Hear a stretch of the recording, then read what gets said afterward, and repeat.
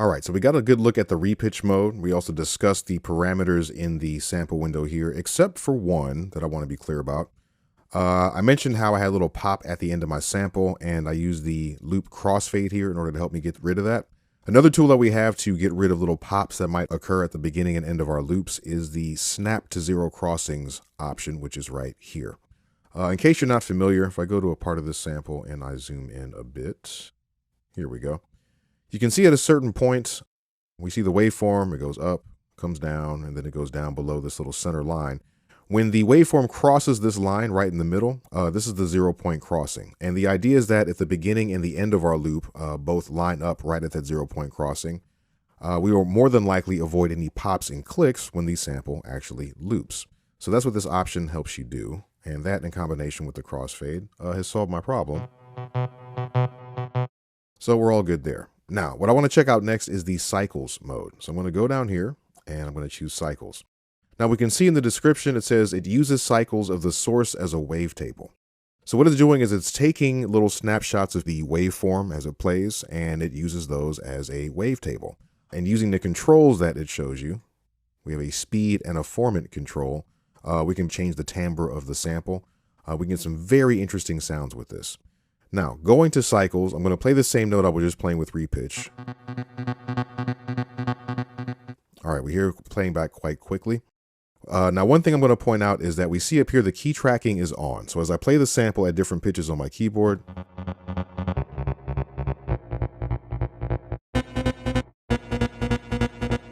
so we hear that the playback speed is not being affected. No matter what pitch that I play this at, it's playing back at the same speed.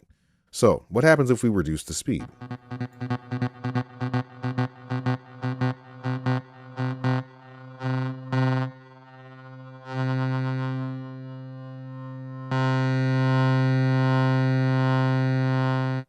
Okay, now with the speed at 1%, it's moving through the sample very, very slowly. Let's go ahead and bring up the expanded view here so we can really see what's going on. Okay, nice and big.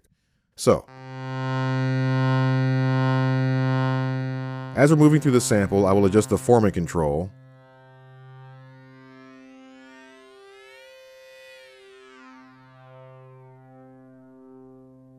And you can hear the amount of variety we're able to get by changing this synth sound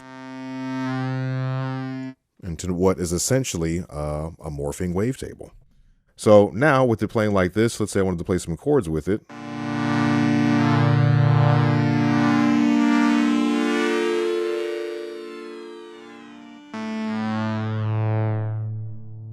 It's pretty nice.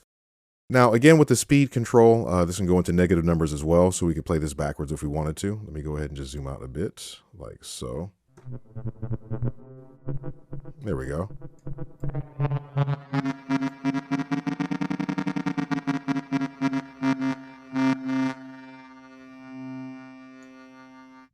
Now, what happens if we disable key tracking? Let's go ahead and turn this off. And now I'm going to play the sample back. Let me go ahead and play it at the regular speed. I just double clicked here to reset this to its default value. So that's the regular speed with the formant up rather high.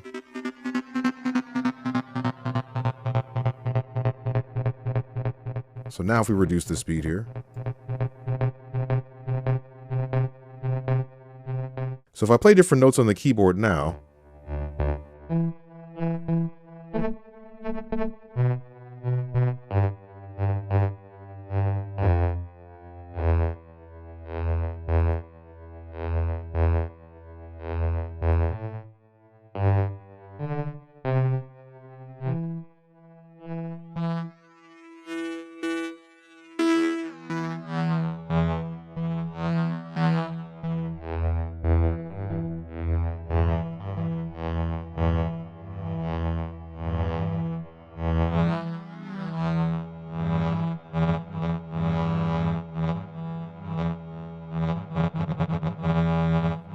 anyway, that's a lot of fun. So the point is that with cycles, we can take any sample. I've had a lot of fun actually throwing different drum samples in here, playing them back at very, very slow speeds, or as we will later see, freezing the playhead position and just getting some really nice, bizarre textures out of them.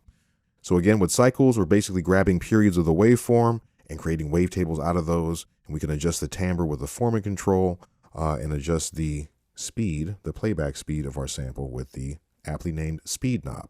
So with that said, let's next check out the textures mode and get some granular time stretching popping.